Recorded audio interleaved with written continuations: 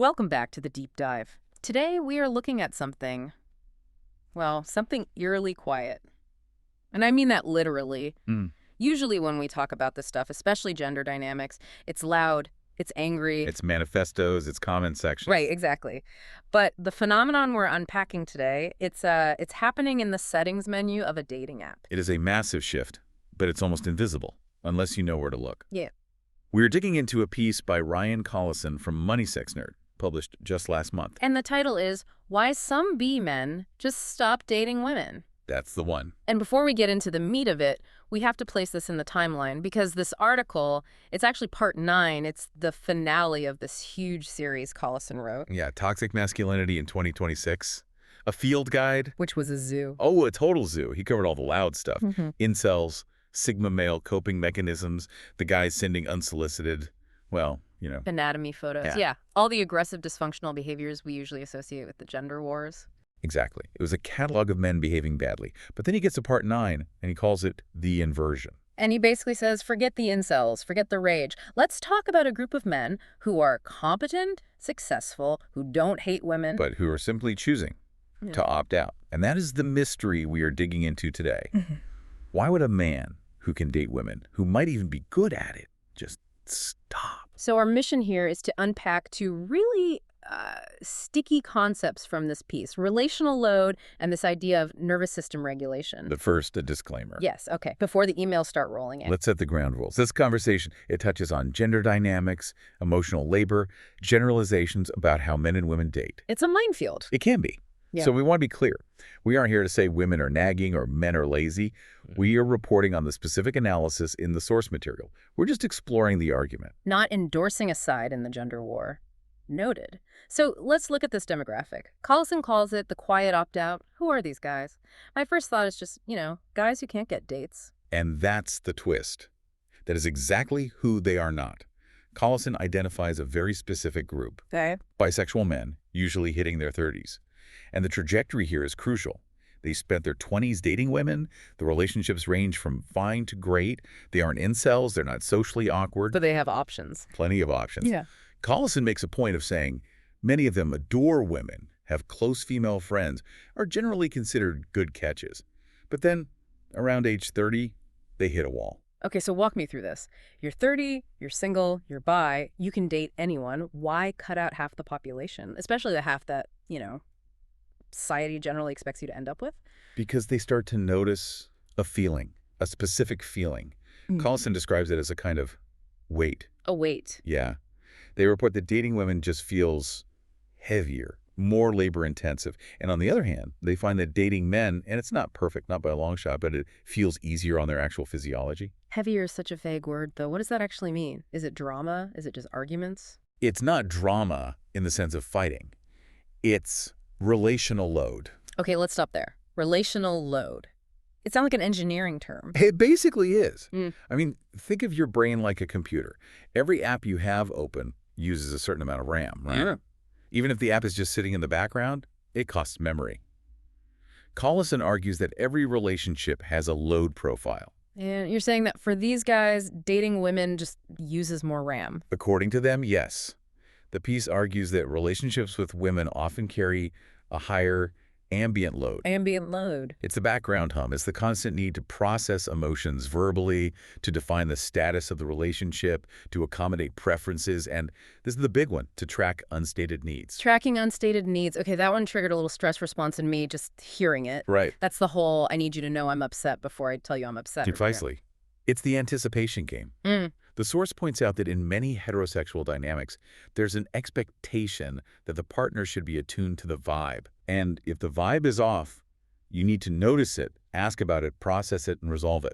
That is a constant, low-level monitoring process running in the background of your brain. But hold on, isn't that just being in a relationship? I mean, isn't caring about your partner's feelings just the price of admission? That is the million-dollar question. And for a straight man, the answer is yes, pay the toll or stay single. But remember who we're talking about here. Right. Bi men. They have a control group. They can compare. Okay, so they can date men, but let's be real, and the article admits this, men are messy. Men have issues. Dating men is not a vacation. Oh, absolutely not. The source is very clear about this. Men can be emotionally unavailable, avoidant, terrible communicators. Yeah. But, and this is the key, the type of load is different. How so? With men, the source argues there's almost zero ambient maintenance. If a guy is mad, he might just go quiet or you might yell, but he rarely expects you to guess that he's mad 3 hours before he says anything. The unspoken negotiation is lower. Much lower. There's a quote in the article where one guy says, "There's no script with men." That really stuck out to me. Because we usually think of scripts as being helpful, right? A script tells you what to do. I pay for dinner, you pick the movie. That kind of thing. Yeah. So why is no script a benefit here? Because scripts require performance. Heterosexual dating has centuries of built-in protocol. Who initiates? How fast do we move? Who manages the social calendar? When you're in a queer relationship, man to man, that script just turn. It doesn't exist. You have to write the rules from scratch. You're two dudes. You write it together. And for these men, that feels like freedom. It removes the performance aspect. They aren't playing the boyfriend role. They're just there. So they can just exist. One of the things that comes up again and again is men saying, I feel like I can just be. I don't have to be on. Okay, so they can turn off that background app, close the relationship monitoring software, and just sit on the couch. Exactly. And this leads us to the most fascinating part of the article, the most controversial part, frankly. The competence increases demand paradox. Yes. This part actually made me angry on behalf of these guys, because we're always told that men are bad at emotional labor, right? If only men went to therapy, everything would be great. Right. That's the whole cultural narrative. Yeah. But Collison looks at the men who did go to therapy, the men who are good at feelings, and he finds a trap. The good guy trap. If you're a man who is competent in emotional processing and you're dating a woman, the demand for that labor, it doesn't go down. It goes up. It goes up. Explain that, because in any other job, if I'm good at my job, I get it done faster and I can go home. Not here. Think about it like this. If you're the only person in the office who knows how to fix the printer, Oh, no. do you get to relax? No. You become the printer person. Every single time it breaks, they come to you. Okay, that makes perfect sense. So now apply that to feelings. If you show that you're capable of processing complex emotions, of having those deep 3-hour State of the Union talks, Wow. your partner, mostly unconsciously, will bring more of those issues to you. Oh, you're good at processing? Great, let's process this. Exactly. So by being a good boyfriend, you actually create more work for yourself. Wow. But here is the kicker, and this is where the bi men see the contrast. When they use those same skills with men, the dynamic is different. How? If you use emotional competence to solve a problem with another man, the problem usually just stays solved. It's handled. It's handled. The article argues that men tend to view problems as incidents. Yeah.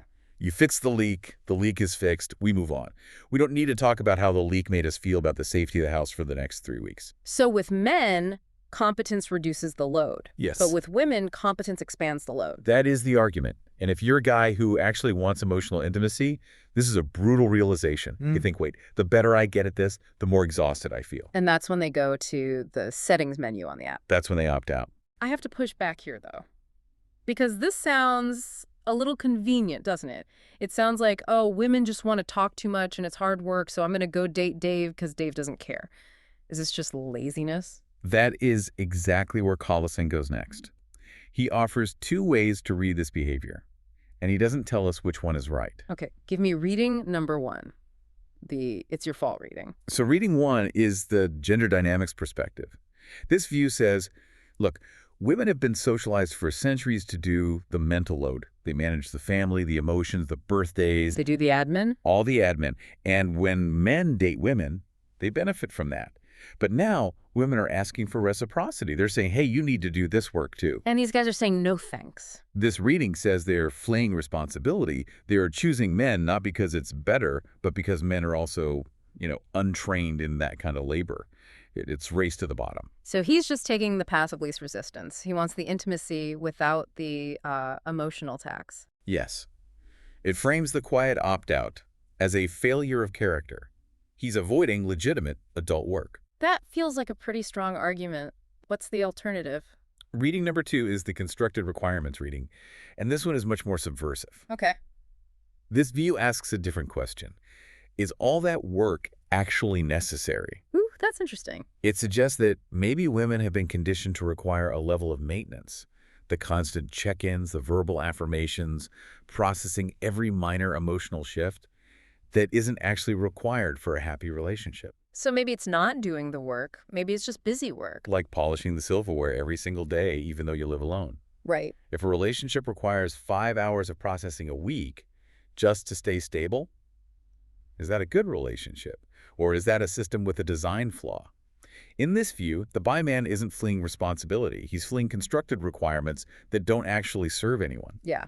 Which is it? Is he a slacker or is he a pioneer of relational efficiency? And Collison's conclusion is the most frustrating answer possible.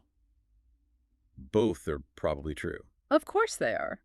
Some men are undoubtedly avoiding emotional growth they should be doing, and some men are rightly realizing that they don't need to have a State of the Union address every Tuesday to be in love. And the man himself probably can't tell the difference. He can't. He isn't doing a moral philosophy exam. He's just looking at his energy levels. And that brings us back to nervous system regulation. This sounds so clinical, but what does it actually feel like for these guys? It's the difference between walking on eggshells and sitting in a beanbag chair. Okay, I can feel that difference. When your nervous system is unregulated, you're hypervigilant, you're scanning for threats. In a relationship, that means scanning for disapproval. Is she mad? Did I say the wrong thing? Is this silence comfortable? Or is it a loaded silence? That sounds incredibly stressful. It's physically exhausting. It releases cortisol. And Collison argues that for these men, dating women has become a high cortisol activity. Dating men, even when it's messy, is often a lower cortisol activity. You might get in a fight, but you aren't constantly scanning for the fight. So they're just prioritizing feeling calm over any kind of ideology. Exactly. And Collison frames this as adulthood. He says adulthood is fundamentally about assessing costs and benefits and choosing what works for your actual organism. Not what you should want, but what actually lets you sleep at night. It's weirdly pragmatic. It's almost like an economic decision. It is an optimization problem. I have X amount of emotional energy. This transaction costs too much. I'm taking my business elsewhere. And Collison points out the key difference here between straight men and bi men. The heterosexual man doesn't have this option. Right. If you're a straight guy and you find dating women exhausting, well, tough luck. You either suck it up, do the work, or you stay single. Right. Trapped in that market. But the bi man has sexual orientation flexibility. He has market liquidity. He does. If the price of dating women gets too high, selection pressure just naturally pushes him toward men. He can just go somewhere else, which is why this is such a unique lens on the whole toxic masculinity thing. You mentioned Collison uses the word orthogonal. Yeah, and it's the perfect word. It's a geometry term, right? Like at a right angle. Exactly. It means it's on a different axis entirely. Think of it like this.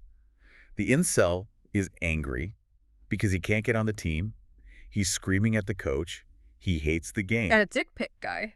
He's on the field, but he's playing the game terribly. He has no idea what the rules are. So what's the opt-out guy doing? He's not screaming at the coach. He's not playing badly. He looked at the game, decided the rules were kind of stupid and the equipment was too heavy. And he went to play tennis instead. He just left the stadium. It's not a protest, it's a departure. And that's why it's so disorienting for the people left on the field. You can't shame him into coming back because he doesn't care about your approval anymore. He's just gone. But this brings up a really heavy implication for the future, doesn't it? We're talking about a pretty small group here by men. But if we zoom out, what does this say about the relational ecology of the future? It's a warning light. It really is. Collison is basically asking us to audit the cost of our relationships. Yeah. We might be reaching a point where modern dating, especially heterosexual dating, has become so laden with expectations and discourse and therapy speak that it's just becoming too expensive for the human nervous system. We've engineered all the fun out of it. And in some ways, yeah. We've turned intimacy into a second job. If it feels like a second job, people will eventually quit. The bi men are just the first ones who can. So the question Collison leaves us with, and it's a bit of a haunting one, is what about the people who can't quit? Exactly. If the cost of traditional dating keeps rising, if the load keeps getting heavier, what happens to the straight men and straight women who are stuck in that market? They can't just switch their settings. They can't. Do they just burn out? Do they stop dating entirely? I mean, we're already seeing record numbers of single people. This might be the economic explanation for why the price is just too high. That is a lot to chew on. It makes you want to go home and apologize to your partner for any unnecessary admin you've created. Or at least ask, is this conversation we're about to have actually fixing anything? Or are we Yeah. just polishing the hubcaps? I think I'm going to leave the hubcaps alone for a while. Probably a wise move. That's it for this deep dive on the quiet opt-out. We'll be back next time with something hopefully a little less existentially threatening. Thanks for listening. Take care of your nervous systems, everyone.